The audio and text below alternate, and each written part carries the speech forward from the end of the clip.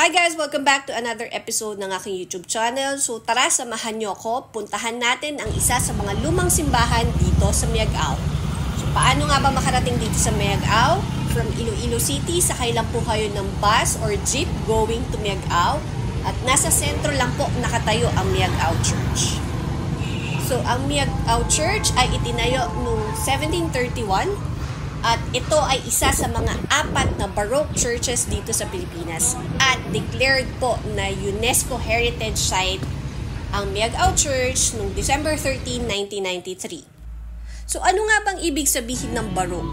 Ang Baroque is a Portuguese language meaning Baroko, or kung i-convert nyo siya into English word, ito po ay irregular shape.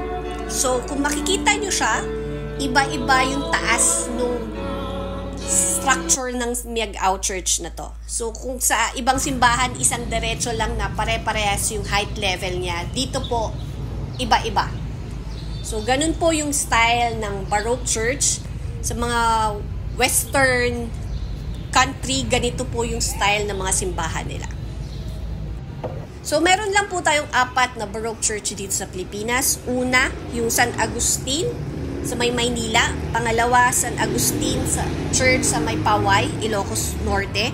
Pangatlo, yung Nuestra Señora de la Asunción sa may Santa Maria, Ilocos Sur. At pang-apat, ito pong Miagao Church. Ang mga materials na ginamit dito sa Miagao Church na to ay adobe, coral, limestone, at yung pampanikit nila is yung egg. So, ganun yung mga ginagamit during 17th to 19th century.